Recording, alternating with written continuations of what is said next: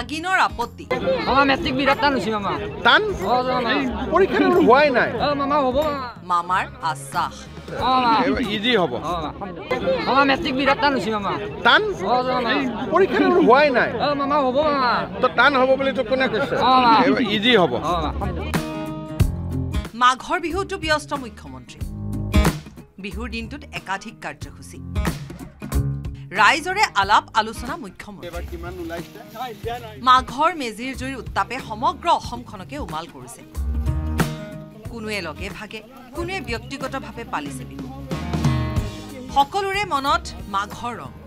বিধে বিধে মাছ মাংসৰ সমাহাৰেৰে উৰুকা পালিলে চহা অসমীয়া পুহ আৰু মাঘৰ দুমাহীৰ দিনটো দেখা পোৱা গ'ল ৰাজ্যৰ মুখ্যমন্ত্ৰী হিমন্ত বিশ্ব শৰ্মাৰ একাধিক কাৰ্যসূচী ঠাই ঠাই গৈ মাঘৰ বিহুৰ উদযাপনত ৰাইজক সংগ দিলে ৰাজ্যৰ মুখ্যমন্ত্ৰীগৰাকী পুৱাতে কাৰ্যসূচীৰ অংশ হিচাপে মুখ্যমন্ত্ৰী ডক্টৰ হিমন্ত বিশ্ব শৰ্মা উপস্থিত হ'লগৈ নিজা সমষ্টিত ধাৰাপুৰৰ ব্ৰহ্মপুত্ৰৰ নৌকাত উঠি ভ্ৰমণ কৰিলে মুখ্যমন্ত্ৰীয়ে ব্ৰহ্মপুত্ৰৰ নান্দনিক জলৰাশিৰ ওপৰেদি চলিল মুখ্যমন্ত্ৰীৰ সফৰ চৰণীহেলিৰ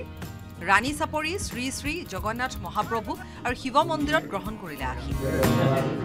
ৰাণী চাপৰিত কৃষক সেৱা সমিতিৰ সৈতে মত বিনিময়তো ভাগ ল'লে মুখ্যমন্ত্ৰীয়ে কৃষক ৰাজ্যৰ ভিন্ন ওজৰ আপত্তিৰো বুজ ল'লে মুখ্যমন্ত্ৰী আহিছে বুলিয়ে ৰাইজৰ লৰা ঢপৰা লাগিল হিমন্ত বিশ্ব শৰ্মাক এবাৰ লগ পাবলৈ এবাৰ চুই চাবলৈ যেন সকলোৰে তাৰণা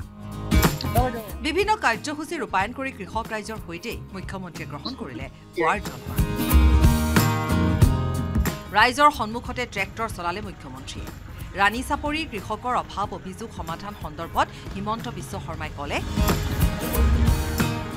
ৰাণী চাপৰিত আমাৰ অসমীয়া থলুৱা লোকসকলে খেতি কৰে আৰু প্ৰায় 500 পৰিয়ালে 4,500 বিঘা মাটিত সুন্দৰভাৱে খেতি কৰে আৰু ৰাসায়নিক সাৰ ব্যৱহাৰ নকৰাকৈ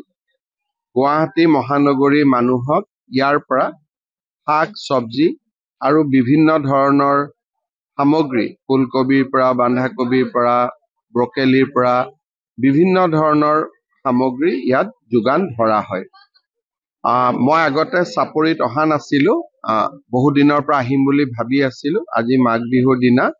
চাপৰিলৈ আহি আমাৰ কৃষক ৰাইজক সাক্ষাৎ কৰিলো আৰু তেওঁলোকৰ সমস্যা সমূহৰো বুজ ললো এই কাৰ্যসূচীৰ পাছতে মুখ্যমন্ত্ৰীগৰাকী উপস্থিত হ'লগৈ দক্ষিণ কামৰূপৰ গড়লত ব্ৰহ্মপুত্ৰ কলা কৃষ্টি সংঘৰ উদ্যোগত ভোগালী বিহু উদযাপন কৰা হ'ল 31টা মাঘ পাৰ কৰা এই আয়োজনত সামিল হ'ল হিমন্ত বিশ্ব শৰ্মা অনুষ্ঠানত সামিল হৈ মুখ্যমন্ত্ৰীয়ে ক'লে অগ্নিৰ পোহৰে আমাৰ সকলোৰে জীৱন আলোকিত কৰক অগ্নিৰ পোহৰে অমংগল অসুয়াক আঁতৰাই লৈ যাওক আৰু আমাৰ অসমখন আকৌ এবাৰ আলোকময় হৈ পৰক তাকে মই পৰম পিতাৰ ওচৰত কামনা কৰিছো আপোনালোকে ইয়াত যে স্মাৰক পত্ৰ দিছে যে চিটি বাছ সেৱা সম্প্ৰসাৰণ হ'ব লাগে নামঘৰৰ উন্নতি হ'ব লাগে এই গোটেইবিলাক মই যিমানখিনি পাৰো আপোনালোকক ঠিক কৰি দিম তাৰ উপৰিও আমাৰ ব্ৰহ্মপুত্ৰ কলা কৃষ্টি সংঘটোক ধুনীয়াকৈ বনাই দিয়াৰ কথা কৈছে সেই কামটো মই নিশ্চয় আপোনালোকক কৰি দিম ইয়াৰ উপৰিও বিভিন্ন কাৰ্যসূচীৰ অংশীদাৰ হ'ল মুখ্যমন্ত্ৰীগৰাকী তাৰ মাজতে মেট্ৰিক পৰীক্ষাৰ্থীলৈ সকাহ দি মুখ্যমন্ত্ৰীৰ বিশেষ আশ্বাস